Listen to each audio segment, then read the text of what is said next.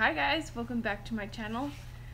I wanted to tell you guys how I got rid of my POTS, the heart palpitations, the electrolyte imbalance, the I'm going to faint, I need to sit down, the heart palpitations that show up in the middle of the night, I feel like I'm dying all the time with crazy anxiety attacks, with bad brain fog, and feeling like, yeah, you're not going to make it to the next day because your heart is going to explode. And then heart palpitations after meals, and then having to take, well, for me, I didn't have to take that much salt. I only just took a pinch of salt, but I needed a lot of potassium.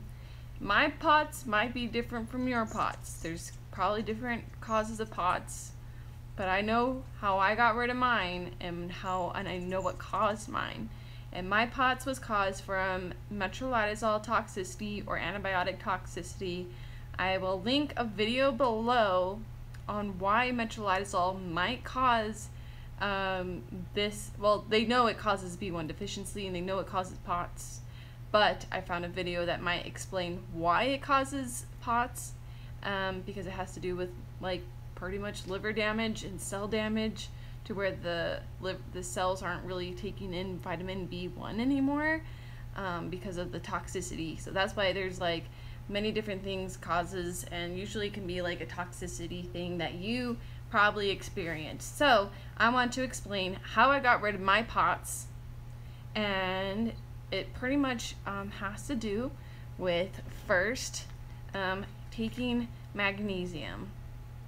So you want to, I use magnesium glycinate. This is a chelated version. It's doctor's best. You can use really any magnesium glycinate, and you are going to be sensitive as F to a lot of the things that you take, especially if you have a toxicity. But to get rid of these heart palpitations and to ease into it, you're going to want to put anything in a water bottle that you can mix around like this. And you're going to put tablets in this water, and you're going to just drink this slowly throughout the day. And you can drink whatever water. You can put this in your purse, carry this, and like take a chug out of it.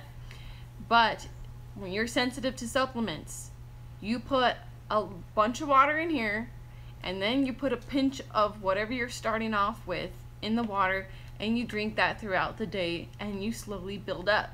Because I don't want any of you saying, oh my god, Allthiamine almost killed me. And what I mean is, this is the thing, and this is what's going to help you guys get through the POTS. So first the magnesium, and like the main ingredient and your goal is to get to Allthiamine. This is a specific type of vitamin B1, and it's a very potent type of vitamin B1. And this is the only vitamin B1 that actually worked to get rid of my POTS. However, if you start on this stuff when you have POTS like you do, and you haven't had any treatment for years or even taken B1, you are going to react to this and you're going to feel really bad. I had heart palpitations and headaches when I first started this, and I could only tolerate a quarter of a capsule. One of these capsules is only 50 milligrams. I would open this capsule, put a quarter in water with my other types of B1, and I would drink that throughout the day. So this is the end goal, is to get to either Allthiamine or lipothiamine. They're made by the same company. These are the end goal, okay? What you're going to do first, though, like I said, you're going to start with the magnesium and build up on the magnesium.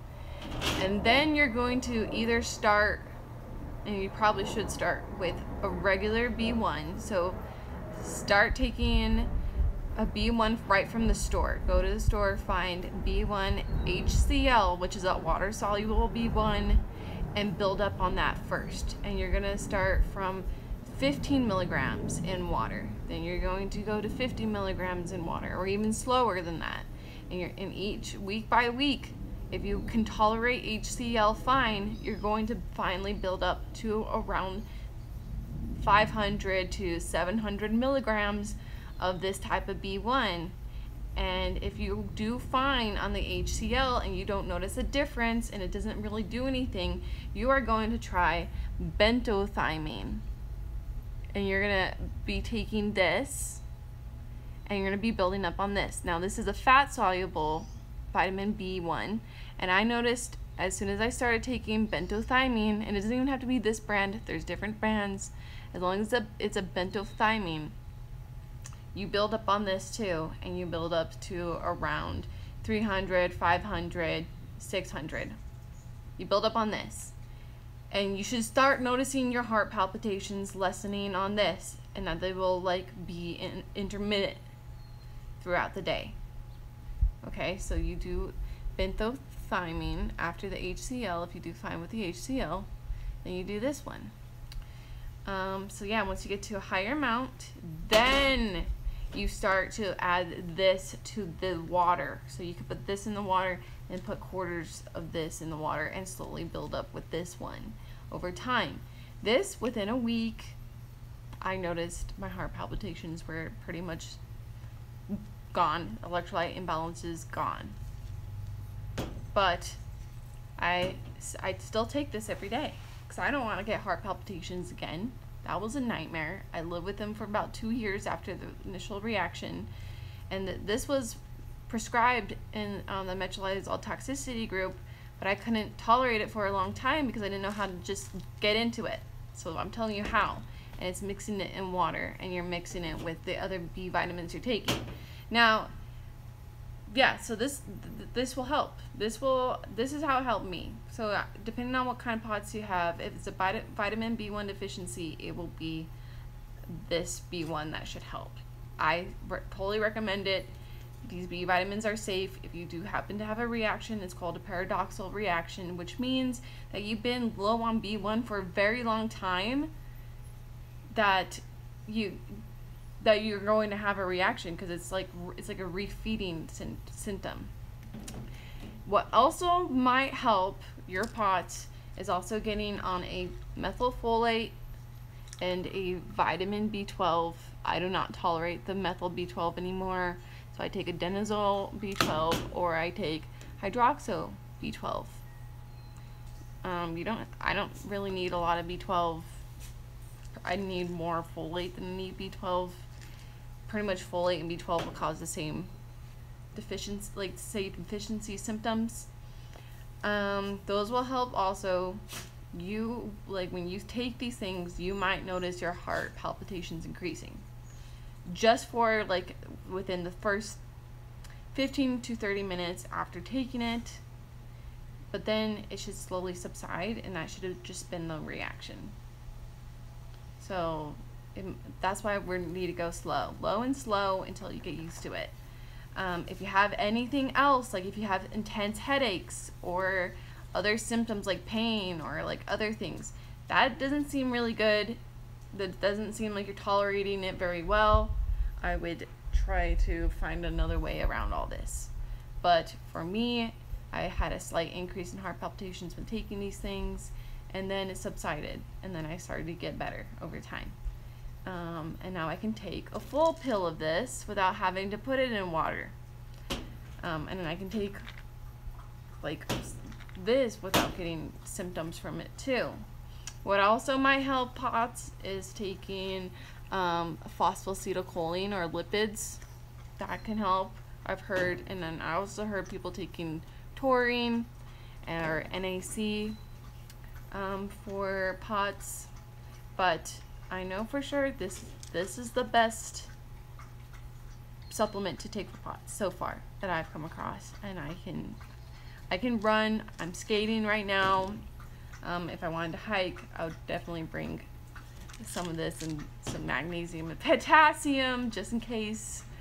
But for the most part, I don't really get those heart palpitations. I even had a reaction to an antibiotic again, and just kept taking the same stuff that I've been taking, and it's been helping me get through that, even though it's just been horrific. So, all right.